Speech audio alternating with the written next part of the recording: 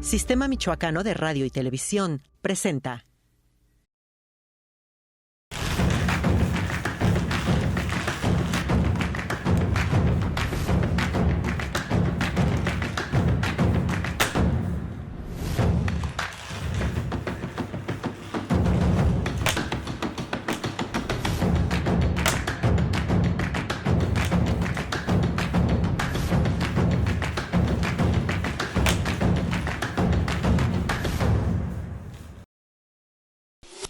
Hoy en Mula de 6, el titular de salud en Michoacán, Elías Ibarra, quien nos hablará seguramente sobre la situación, las secuelas de la pandemia COVID-19, sobre todo de la salud mental, que es un programa prioritario para el gobierno de Michoacán, pero también de la situación del abasto de medicamentos y de la situación financiera que atraviesa esa importante área en el estado, en la entidad michoacana.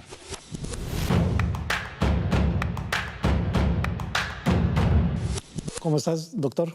Mi querido Samuel, como siempre, muy contento y agradecido por la invitación y siempre a sus órdenes. Es un honor estar aquí contigo y con tu programa Mula de 6. Rápidamente voy a decir nomás los cargos más importantes que ha ostentado, que es una cuestión de alcalde en Huetamo, diputado local y ya 2 veces secretario de Salud en el estado de Michoacán. Y bueno, preguntarte, la última vez que tuvimos la oportunidad de entrevistarte para este mismo espacio, hablábamos de las secuelas que iba a dejar la pandemia, el COVID-19, pero también decías que lo que más preocupaba en aquel tiempo era la cuestión de la salud mental. Incluso como que había ciertas líneas políticas de salud en ese sentido. Entonces, la primera pregunta sería, ya estamos rebasando las secuelas, las afectaciones del COVID-19 y la etapa esta, la política de la salud mental, ¿cómo va? Gracias, Samuel. No, pues primeramente agradecerles. Y bueno, recordarás la última vez que platicamos.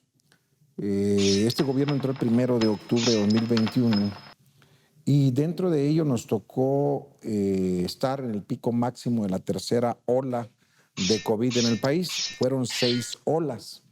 En aquel momento, recordarás, había un colapso financiero, no había dinero circulante, las escuelas estaban cerradas, las empresas estaban cerradas, el pueblo, la gente estaba aislada en su hogar. Y efectivamente, una vez que llegamos, conseguimos las vacunas, los medicamentos y mitigamos y contuvimos el COVID, tanto en su letalidad como en su morbilidad, la estancia hospitalaria, y disminuyeron prácticamente las personas fallecidas. Pero ese aislamiento incrementó la pandemia detrás de la pandemia. ¿Qué quiere decir esto? Que al estar aislamiento la ciudadanía, encontramos que hubo más violencia de género, más violencia familiar. Incrementamos también que encontramos que hubo más también pues, enfermedad mental y adicciones. Esto conlleva a tu segunda pregunta. La enfermedad mental y las adicciones son un problema de salud pública mundial. México y Michoacán no es la excepción. Entonces, en este caso, el gobierno del estado que encabeza el maestro Alfredo Ramírez Bedoya, desde su ingreso y desde antes de que era diputado, ya estaba promoviendo en el Congreso una ley sobre salud mental y adicciones. A su llegada, creó en la Secretaría de Salud una Dirección Especial de Salud Mental y Adicciones, que por cierto la dirige como director el doctor Carlos Bravo, un excelente psiquiatra. De ahí había que atacar este problema. De entrada se abrió el primer centro de atención integral a la salud mental y adicciones en Zamora, que lleva 2 meses que lo aperturamos y que lleva más de 3,000 atenciones médicas. Y hay una lista de espera. Vamos a arrancar seguramente este mismo mes el de Huetamo también, un centro de salud mental y atención integral a las adicciones. Y vamos a arrancar también en este mismo año uno aquí en Morelia, a un lado de las instalaciones del Hospital Civil antiguo que conocemos. Es un problema que tenemos que afrontar. ¿Cuál es el problema que tenemos? Primero, visibilizarlo y reconocerlo. El siguiente problema es que no hay psiquiatras. Son 44 psiquiatras en todo el estado y generalmente radican aquí en Morelia o en Uruapan y párale de contar. Requerimos más profesionistas en la salud mental y adicciones, mientras que estamos llevando a cabo la capacitación de médicos, de enfermeras, de psicólogos, de trabajo social en la guía MHGAP, que es con lo que se guía uno para la atención a la salud mental y adicciones. Necesitamos quitar ese estigma también que se tenía antes de atender al paciente de salud mental como si fuera violentándole sus derechos universales. El enfermo de salud mental es un paciente. Como paciente tenemos que verlo.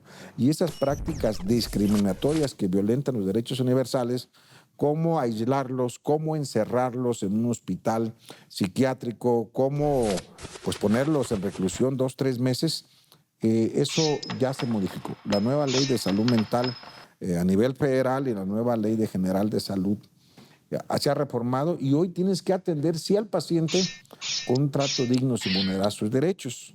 Por eso es que la modificación al tratamiento y la modificación también de la atención hoy debemos de tener en los 27 hospitales de la Secretaría de Salud.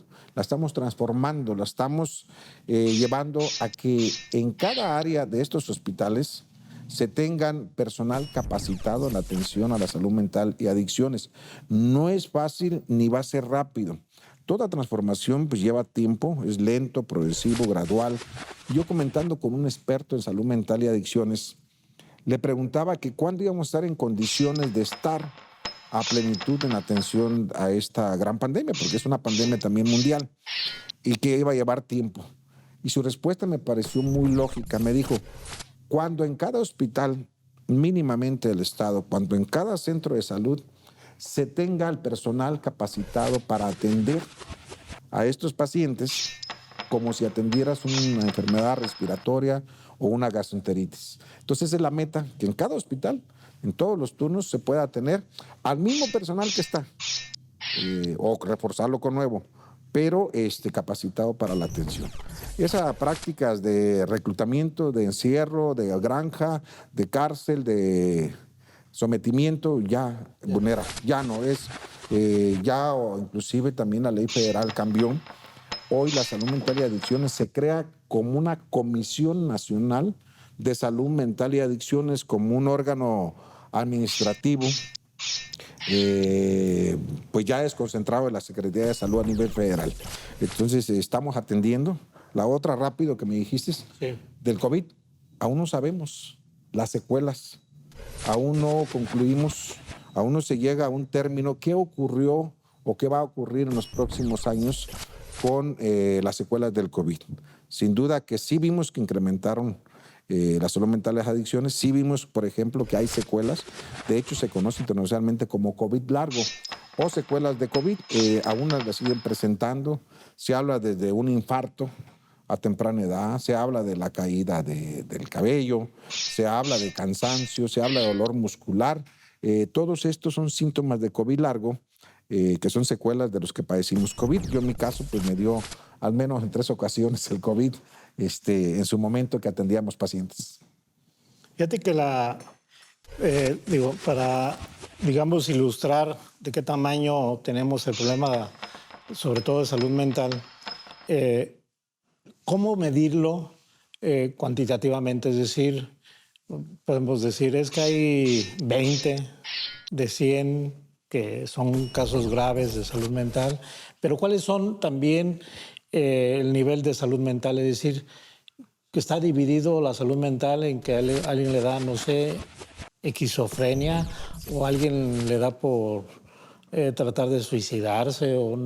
¿Cómo miden esa salud mental, esos problemas? No hay una estadística confiable en el país y ni en el Estado. Nosotros aquí tenemos la estadística que hemos recuperado en años en el antiguo CEMISAN, que era el Centro de Salud Mental del Estado de Michoacán, y el Hospital Psiquiátrico. Sin duda que estadísticamente hablando, a que no son muy confiables por el número de volumen o número de pacientes, pero hemos encontrado la depresión, en primer caso, el trastorno bipolar, la esquizofrenia, Y últimamente se ha agregado mucho la tendencia al suicidio, que tenemos que atacarlo y que combatirlo. Y esto comienza con el binomio de la salud mental y las adicciones, porque no están separadas. Se debe manejar como un binomio y puede iniciar desde la secundaria con drogas lícitas, como es el alcohol, el tabaco, el café, y de ahí empieza a mutar a drogas más económicas, inhalantes, resistol, pero lo que puede ver se va hasta drogas ya no lícitas. Doctor, vamos a un corte y regresamos para que continúes con este mismo tema.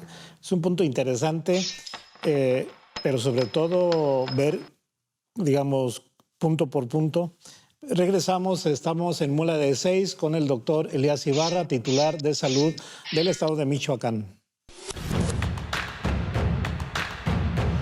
Doctor, pues yo diría lamentable el panorama que nos has planteado.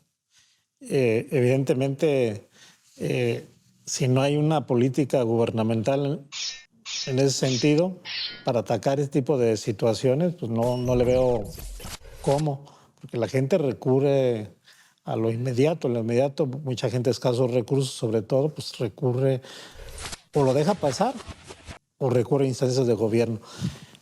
Háblanos de cada punto que nos dice a conocer. ¿Qué tan grave es?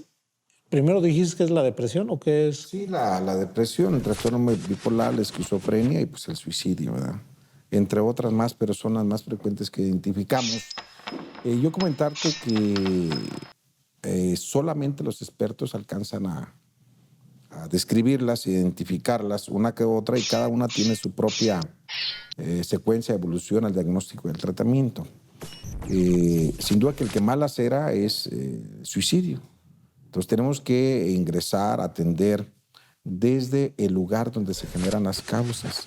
Te digo que cada día a más temprana edad se vienen generando los problemas en la escuela, por eso el gobierno federal, en coordinación con la SEP estatal, lanzaron un programa de tamizaje, de promoción, de prevención, de pláticas, de asesoría en todas las escuelas del país, y Michoacán no fue la excepción. Es ahí donde se comienzan con las drogas lícitas y después las ilícitas, como te comentaban. En el caso también del trastorno bipolar, pues son personas que pasan del llanto, de la angustia, a la risa o a la euforia, que es fácil de identificar. Y bueno, la depresión, todo el mundo sabemos que es una enfermedad discapacitante que llega en el cual la persona lucha contra su propia mente. No es fácil que un ciudadano luche consigo mismo, se deprime, se angustia, y es una enfermedad discapacitante también porque genera la falta a realizar sus actividades cotidianas en la familia y también laborales. Entonces son las cuatro más frecuentes. La esquizofrenia, que quizás también pueda ser de interés importante porque es genética. Se controla más, se limita, pero nunca se cura completamente el paciente. Y en ese tenor decía un maestro, un psiquiatra que aprecio mucho, decía, es que un paciente en condiciones normales ríe, una persona normal llora, tiene su familia, tiene su trabajo, al igual que una persona también con adicción y también con alguna enfermedad mental. A veces la diferencia entre el límite entre el sano y la enfermedad mental solamente los expertos la pueden identificar. Por eso intentamos tamizar desde las causas, atender en tiempo, en la crisis aguda, en una estancia corta de máximo 72 horas en los hospitales, tener el personal y reintegrar a la vida social, productiva, familiar, al paciente, donde involucremos a la familia, a los liderazgos naturales de su casa, de su entorno, de su comunidad. Pero ese es atacar prácticamente el resultado. Hay que atacar también las causas. Sí, eso atacamos causas y ataquemos también los resultados, van de la mano. Por eso hoy en la nueva ley de salud mental y en la nueva reforma a la Ley General de Salud menciona que la promoción y la prevención es la piedra angular de la salud pública. O sea, ir hasta el origen de las cosas. Si tú allá en una comunidad, en un centro de salud, en el seno familiar, en el seno de la escuela, vas, promocionas, previenes, pues vas a evitar entonces el suicidio, vas a evitar que lleguen a concentrarse pacientes más enfermos a los grandes hospitales. Es contener, mitigar a través de la promoción del tamizaje, identificar a tiempo estos padecimientos de la salud mental y adicciones. Lo voy a citar de esta manera para llegar a una pregunta. Si tú, por ejemplo, la esquizofrenia, ¿no? Se da de diferentes maneras, altas, bajas, mediano, dependiendo también el tipo de, lo voy a decir, de clase social o niveles donde está el ambiente. En el caso, para citar la pregunta, insisto, de Michoacán, las regiones son muy diferentes, los ambientes son diferentes, estamos hablando de prácticamente otro tipo de vida, otro estilo de vida. Hay un mapa que nos pueda decir en dónde más se dan suicidios y por qué, en dónde se dan menos, en dónde la cuestión bipolar, la esquizofrenia. Hay otros lugares donde pues, no se ven este tipo de situaciones tan acentuadas. No hay una estadística que como mencionaba. Había una encuesta de hace 8 años en salud, se llama, ya no es confiable. Por eso ahorita en este mismo mes que entra a nivel nacional y estatal vamos a iniciar una encuesta con esta reforma de la ley de salud mental en todo el estado para identificar exactamente ya en todos los estados cuáles son las patologías más frecuentes, cuáles son las drogas lícitas y ilícitas que se consumen más frecuente, cuál es la edad más frecuente, ¿verdad? Lo demás sería especular. Sin embargo, la muestra que tenemos nosotros aquí de Morelia, pues las grandes ciudades siempre más pobladas, siempre son donde se tiene más habitantes y por lo tanto también el porcentaje de las enfermedades. Por ejemplo, si yo te preguntara en la región Sierra Costa o Costa Sierra, como se quiera ver, ¿qué se da más de esta patología? Desde las drogas lícitas, bueno, las patologías, depende del entorno familiar, depende la genética y depende también la problemática que cada persona tiene que se origina desde el hogar. No hay una tendencia específica por zonas. Sin embargo, las áreas más pobladas, Zamora, Paxingán, Morelia, que es donde tenemos población, Uruapan, donde tenemos mayor población, pues a la par van en esa frecuencia las 3 primeras patologías que te mencioné. Entonces, digamos que ahí se concentran la mayor parte. Entre mayor población, mayores posibilidades de tener enfermedad mental por el estrés dinámico de la vida diaria, del tráfico, de la vida rápida, falta de empleo, falta de oportunidades. Todo esto genera llevar un poquito más alteración a las enfermedades mentales. Yo siempre he dicho que la cuestión, digamos, la cuestión de esas patologías, de esas enfermedades, también tiene que ver mucho con la cuestión familiar. Los padres que no tienen una evaluación, digamos, psicológica, psiquiatra, y ellos tratan de educar a los hijos como bien se les da. No, los maestros que tienen patologías y van frente a grupo y esto es complicado, ¿no? Sí, nosotros le comentamos la teoría de la puerta giratoria. Si en la escuela y en el hogar, que es tu primera y tu segunda casa, por mencionarlo así, no cortas ahí, por ejemplo, el estrés, la violencia, la vida sedentaria, la falta de oportunidades, el desempleo, todo eso ahí llega el paciente a un hospital, lo atiendes, entra por una puerta, se recupera y sale por esa misma puerta y regresa al mismo entorno, donde tiene nuevamente las mismas circunstancias que generaron ese problema, regresa otra vez como puerta giratoria al hospital y entonces hace un círculo vicioso, se llama la teoría de la puerta giratoria. Si no corregimos la causa ya en el lugar, por eso hoy el nuevo modelo de atención es sí atender la crisis aguda de una estancia corta en los hospitales, en todos, 72 horas y reincorporar a la vida social productiva el seno familiar a los pacientes. Si, para ir a un corte, si pudiéramos calificar la situación de Michoacán en salud mental, ¿qué dirías?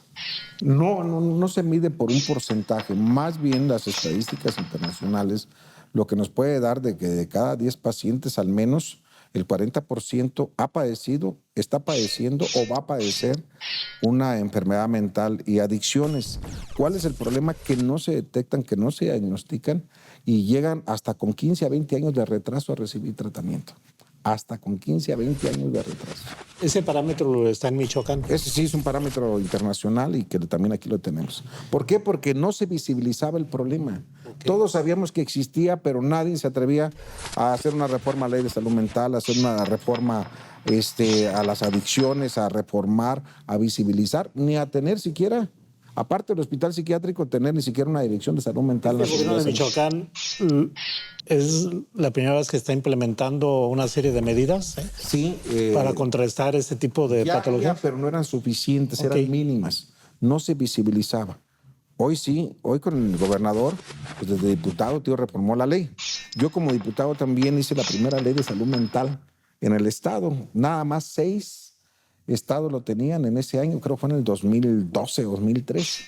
Ok, vamos a un corte y regresamos. Estamos con el doctor Elías Ibarra, quien es titular de la Secretaría de Salud en Michoacán. Doctor, pues yo me quedo con la preocupación de la situación de esta cuestión, de esta área de salud mental, en el caso de Michoacán, porque, como dicen, caras vemos, patologías no sabemos. Vamos a entrar a otro tema, porque si no me... Contesto. Antes de preocuparnos, hay que ocuparnos. Y este gobierno se está ocupando en la salud mental y adicciones ampliamente. El tema de la infraestructura en materia de salud en Michoacán, vamos a empezar un poco con lo opuesto, al revés, como se dice. Es decir, ¿qué es lo que falta? ¿Dónde falta? Y luego, ¿qué tenemos? Y luego, ¿qué es lo que ya está en proyecto? Porque son cosas diferentes, ¿no? ¿Qué es lo que falta, qué está en proyecto y qué es lo que tenemos? Sí, yo te la voy a cambiar. A ver, sale. ¿Dónde recibimos? ¿Qué recibimos? ¿Qué estamos haciendo? ¿Y hacia dónde vamos? Es más o menos lo mismo. Bueno, primeramente tú recordarás, el 1 de octubre nos entregaron algunas áreas hospitalarias sin concluir, que fue el Centro de Salud y Servicios Ampliados de Uruapan, el del Centro de Salud y Servicios Ampliados de Zamora y el de La Piedad y el de Benito Juárez, municipio. Se terminaron, se equiparon y se pusieron en marcha, que era infraestructura hospitalaria que estaba inconclusa. Y abrimos también en Zamora, te comentaba, el primer centro de atención integral y salud mental a las adicciones. Eso es en cuanto a de infraestructura. En cuanto a equipamiento, estamos transformando la Secretaría de Salud. El primero era estabilizar para avanzar.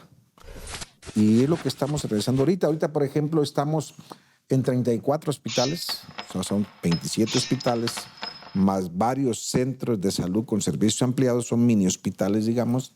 Se está cambiando el equipamiento, que va desde equipos nuevos de rayos X con nueva tecnología, ultrasonidos de última generación, arcos en C y un diferente de equipo básico necesario en los hospitales. Había equipos que ya datan de muchos años. En medicina se va actualizando continuamente la tecnología, los programas, los software y los mismos equipos en rapidez y en calidad y nitidez. Entonces todo esto se está transformando. Por eso es que pueden ver en muchos hospitales que hay cajas, que bueno que las tenemos de equipos nuevos, y que a través de una programación hospital por hospital, pues primero vas y desconectas, desactivas o retiras el equipo que antes estaba. Y ahora pones otro, lo calibras, adecuas la sala, sobre todo hay que varitarlas, hay que ponerles plomo y todas esas cosas, haces adecuación a la instalación eléctrica, al piso, todas esas, pues conlleva 2 o 3 días también. Y después de tener eso, pues inicias la capacitación del personal a los avances tecnológicos de estos nuevos equipos que se está transformando y que yo espero también en 2 semanas máximo terminar ya. Esto genera a veces alguna inconsistencia con los usuarios porque el área de pasillo hay cajas o porque no está un equipo funcionando aún, porque los están rehabilitando, porque los están adecuando, porque los están colocando para dar un mejor servicio. Aquí pongo el ejemplo yo, cuando la calzada Juárez fue rehabilitada, pues muchos molestábamos por alteración del tráfico que había, pero ahorita nos sirve a todos, ¿verdad?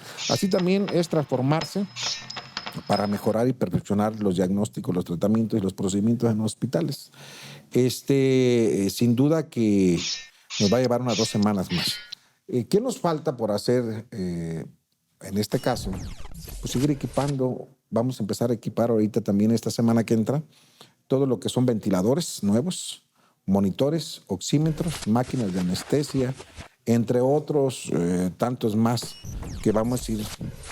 Sin duda que al final de estas semanas vamos a tener mayor capacidad, porque aparte, te comento, también por la pandemia, muchas pacientes no se operaron, no fueron a consulta, no se atendieron, y todo eso quedó relegado. Parecía que no había otra enfermedad más que el COVID. Pues hoy, después de ya declarar el fin de las medidas extraordinarias del COVID, pues todos esos pacientes que no se operaban de traumatología, de la vesícula, de la matriz, de hernias, pues hoy están acudiendo y estamos atendiendo a la población el doble de cirugías, el doble de consultas con el mismo recurso que se tenía. Entonces se ha avanzado. ¿A dónde queremos llegar? Pues queremos tener el mejor sistema de salud. No es fácil, tiene que sufrir una transformación. Y queremos también este año arrancar al menos 2 hospitales más a través del gobierno federal, que es el hospital de Arantapacua, que pues es a través de una recomendación de los derechos humanos por algún suceso pasado ahí y que el gobierno del estado, maestro Pedro Ramírez Bedoya, quiere cumplir esa recomendación de los derechos humanos nacional y ya tenemos donado el terreno. En los próximos días estaremos informando cuándo se arranca. Igual el hospital de Maroata, que por segunda o tercera ocasión sufre daños por un ciclón, está en área crítica, en área de riesgo, y que también lo vamos a arrancar nuevamente ese hospital en otra zona de menos riesgo y más alto para que no le peguen tanto los huracanes o no se nos inunde ese hospital como ha ocurrido ya en 2 ocasiones. Entonces, ¿dónde queremos estar? Con mejores recursos humanos, más personal, que ahorita nos está ayudando el Bienestar a contratar, inclusive hasta médicos cubanos nos han mandado, mayor equipamiento que lo estamos transformando ahorita, mayor infraestructura, que con estos 2 hospitales y los que ya te mencioné que se terminaron, se ha mejorado y mejor abasto de medicamentos, insumos y material de curación que se requieren y que en el 2021, en octubre para ser exacto, tenemos la capacidad de compra de 15 millones de piezas. Ahorita tenemos 30 millones de piezas. En este momento, ¿qué es lo que estamos haciendo? Estamos mutando, estamos transformando y haciendo una transferencia de una empresa a otra para tener una logística de distribución mejor. Y ese medicamento que se tiene comprado con recurso estatal y federal, pues poderlo hacer llegar hasta donde verdaderamente hace falta. ¿Qué es lo que nos ha fallado? La distribución y la comunicación, y también informar sobre los niveles de atención. Yo te mencionaba hace algunos meses que no es el mismo número o clave de medicamentos que tú tienes en el Hospital de la Mujer como dependencia o el que tienes en el hospital infantil o el que tienes en el psiquiátrico. Es totalmente diferente las claves de medicamento por las necesidades, por los procedimientos, por las enfermedades, por las especialidades que ahí tienes. Por eso, si tú vas al hospital psiquiátrico a buscar un medicamento que no se maneja ahí, pues no lo vas a tener. No hay, no, es que ahí no se maneja. O si vas a conseguir una clave de medicamento que solo lo tiene el Hospital Civil para una hemodinamia, para un paciente cardiológico y lo quieres conseguir en Aquila, no lo tienes en Aquila. ¿Por qué? Porque allá es primer nivel de atención, es primer contacto, donde tienes médicos generales y en base a eso se les da un cuadro básico y un número de claves que ellos tienen que manejar. Al igual en Uruapan, pues tiene más claves, un hospital grande, generoso, el segundo más grande del estado en Uruapan, igual aquí en Morelia. Entonces es en base a un catálogo, en base a unas necesidades, en base al número de especialistas y a la especialidad que tienes en cada hospital. Doctor, de lo que me estás platicando, antes había el estigma, bueno, no tanto el estigma, sino que en varios lugares del estado de Michoacán muchos médicos no querían ir, que era difícil distribuir medicinas o llegar los servicios de salud a determinadas poblaciones por la delincuencia organizada, por determinados factores. Hoy no hay esa problemática. El doctor llega, entra en zonas recónditas, donde antes eran vedados, se distribuye la medicina, digamos, normal. No hay lugares vedados. En cuanto a la distribución, se ha seguido. Más bien nosotros somos los que nos ha faltado tener la capacidad máxima de distribución de medicamentos. No hemos tenido quejas. En cuanto al personal, la verdad, el personal de salud muy querido en todo el estado. Y muestra de ello es que traemos 3 programas ambulantes allá en las comunidades. Uno es el de Salud en tu Familia, que van casa por casa, no han tenido problema.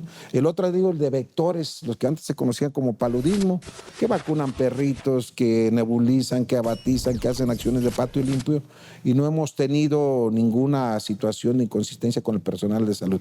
Sí hay algo que debo de comentarte, sobre todo en cada ciclo escolar de médicos internos, de médicos pasantes, y es que quieren acercarse todos a Morelia, pero por la comodidad, por no estar lejos de sus familias o no estar lejos de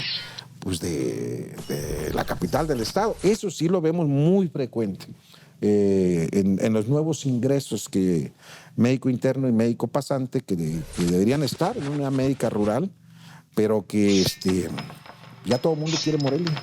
Y ya en Morelia pues hay mucho personal, ¿verdad? Eso sí lo vemos. Ok, vamos a otro corte y regresamos contigo para ver un tema que yo diría interesante. Tiene que ver primero con la cuestión, nada más para rematar este tema, que lo mencionaste, es la cuestión de los médicos cubanos. Pero vamos a regresar contigo. Estamos con el doctor Elías Ibarra, titular de Salud en Michoacán. Doctor, bueno, pues quedó como la pregunta en el aire. Y traer ese programa de traer médicos cubanos al país, distribuyéndose, y que han llegado a Michoacán, pues ha habido críticas, pros y contras, etcétera, que porque aquí hay mejores médicos que ellos, etcétera. Primero, ¿tú cómo ves ese programa? Los que han aterrizado, los médicos cubanos en Michoacán, ¿cómo los ves? ¿Dónde están distribuidos? ¿Qué hacen? ¿Vale la pena? ¿Por qué vale la pena que estén aquí? A ver, primero comentarte. Hay que traer médicos especialistas del país que se pueda, porque no hay. Sí. No hay especialistas. Y los pocos que hay, les va muy bien en la vida privada, o algunos ya están en el IMSS, en el ISSSTE. Las políticas públicas que se habían hecho. Como el ejemplo, es un tema muy apasionante. La Universidad Michoacana. Cuando yo ingresé de médico, ingresamos 2,000. Salimos como 1,000. Hoy ingresan 450. ¿Cuántos salen? 300. Entonces, cuando salimos, nosotros salimos 1,000 al internado, al servicio social, a titularte y a la especialidad. ¿Y ahora? Porque una asociación civil te tiene que acreditar, no puedes tener muchos alumnos. Nosotros éramos 2,000. Entonces, esas políticas pasadas ha llevado a tener pocos especialistas. Por eso en este gobierno se abrió más matrículas, más espacios para los especialistas y están por salir en una de las primeras generaciones con más especialistas para subsanar Mientras, ¿qué tenemos que hacer? Pues buscar, como hicimos con las vacunas. No había vacunas. ¿De dónde se trajo? Pues de Alemania, de Cuba, de Estados Unidos, de Canadá, de Rusia. Así también los especialistas tenemos que traerlos. ¿Por qué? Todo mundo es importante, pero los especialistas son resolutivos. En quirúrgico, en cráneo, en tórax, en cardíaco, en cirugías comunes, en ginecología. Entonces, yo creo que ha sido el programa cubano acertado. Quisiera más, no tenemos muchos, tenemos como 40 médicos que nos ayudan, nefrólogos. Diferentes ramas son otorrinos, son nefrólogos, son oftalmólogos, son cardiotorácicos, son médicos internistas, médicos generales también, que son especialidades que nos hacen falta. Yo quisiera que me llegaran cirujanos, ginecología, pediatría, medicina interna y anestesiología, que son las 5 troncales, pero esas 5 troncales son todavía más difíciles de conseguir porque pues, ellos donde quiera pueden tener trabajo.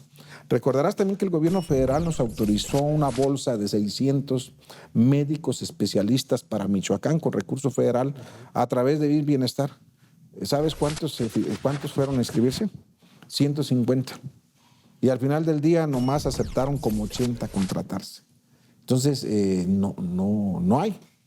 Pero nosotros tenemos Digamos que hay un déficit de especialistas en Michoacán. Efectivamente, hay un déficit de especialistas en el país prácticamente, ¿verdad? Por eso es que es bueno, es benévolo. Después intentó contratar también médicos especialistas jubilados. En Michoacán había cerca de 300, pues nomás se inscribieron 3 para recontratarse. Y de ahorita está por salir una gran contratación de médicos generales y de especialistas que se lanzó la convocatoria en la plataforma del ISSSTE Bienestar allá por el mes de enero. Me imagino que esos especialistas cubanos, esos sí están en las zonas rurales. Están en todos lugares. Generalmente, por ejemplo, allá en Zitácuaro no teníamos médico internista. Llegaron 2 y pues los mandamos ahí, mandamos de a pares para que se acompañen. Acá en Ciudad Hidalgo llegó una nefróloga y llegó una cirujana. Otros están acá en Lázaro Cárdenas, otros en Uruapan, en Zaguayo. Sí los mandamos por pareja para que pues no convivan también entre ellos y nos duren mucho tiempo. Bueno, ahora pasemos al tema. Se habla, es un tema recurrente que a veces también es un poco mediático, cuando se alzan voces de que no hay medicamentos en un lugar y se alzan voces y se partidiza, se politiza y dicen es que en Michoacán no hay hace falta medicamentos. ¿Cómo estamos en el abasto de medicamentos? Fíjate que uno siempre es respetuoso de las voces y de quien opina. Creo que nosotros lo que debemos garantizar es que efectivamente se tenga el medicamento, siendo respetuoso de esas voces. También es cierto que en materia de salud siempre hay que etiquetar y presupuestar más recursos, porque nunca alcanza, por toda la gama de patologías que hay. Entonces, Michoacán, durante todo este año estuvimos rondando entre el 80 y el 85% de abasto de medicamentos. Michoacán, el gobierno federal le asigna 850 millones de pesos de medicamentos, material de decoración y insumos. Ese dinero no te llega, ese dinero no lo compras tú, sino que te lo manda en especie, mes con mes, el gobierno federal. Más aparte, el gobernador, el maestro Pedro Ramírez Bedoya, y sobre todo ahí el secretario de Finanzas y Administración, Luis Navarro, nos ayudó con recursos estatal para también nosotros comprar medicamentos y también nosotros garantizar el programa de gratuidad que tenemos en el Hospital Infantil de la atención gratuita a los niños con cáncer en las mezclas oncológicas.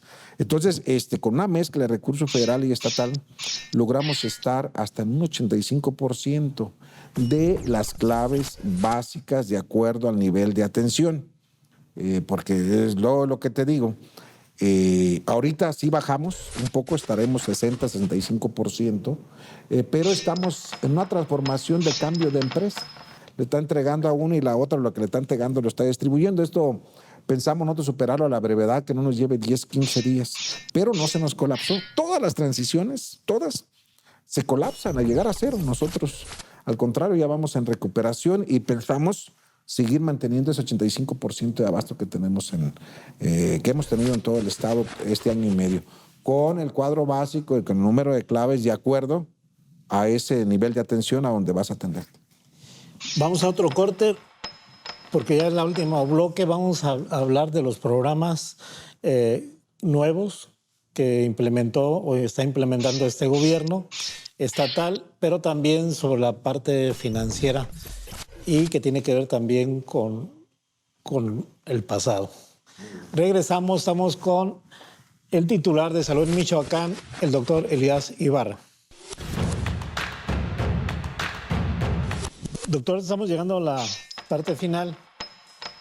El asunto de de los programas insignia que les ha pedido el gobernador Alfredo Ramírez Bedoya de implementar y que sean trascendentales, es decir, que sea una meta a cumplir, pero que tenga que ser diferente a cualquier tipo de programa, digamos, normal, común. ¿Cuáles tienes tú? Y ya diría, enfatizando cuáles son esos programas nuevos que se están implementando o vas a implementar en el área de salud. Sí, mira, primeramente el programa insignia, programa prioritario y también un programa salud esencial. Son 3 que tenemos nosotros. Primero, tenemos el programa por ejemplo, de gratuidad de trasplantes renales.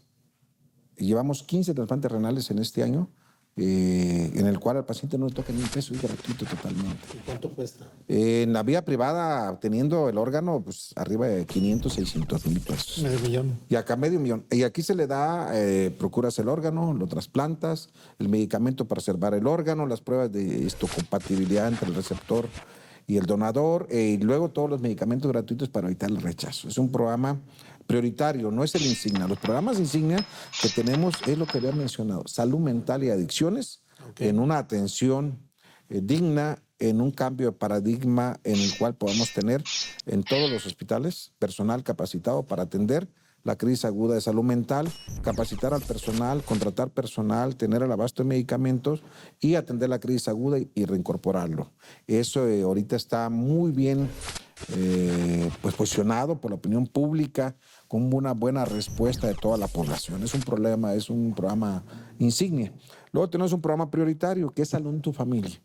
Salud en tu Familia es un grupo de médicos, profesionistas, nutriólogos, médicos, dentistas, enfermeras, psicólogos y también estudiantes que van casa por casa con una mochila que lleva un laboratorio móvil en el cual vamos a identificar los grupos prioritarios, que es el adulto mayor, embarazo en adolescente, personas secuelas post-COVID, personas con enfermedad mental y adicciones, personas con alguna limitante o discapacidad, personas que estén en etapa terminal de alguna enfermedad, niños menores de 5 años también, de mujeres embarazadas. Les damos la atención, le tomamos los estudios, biometría hemática para ver cómo está su azúcar, su colesterol, sus triglicéridos, y una vez que lo revisamos, atendemos, le damos su consulta, su medicamento, y si es un adulto mayor le damos también su equipo funcional, una andadera, una silla de ruedas, entre otros. Eso es un programa prioritario.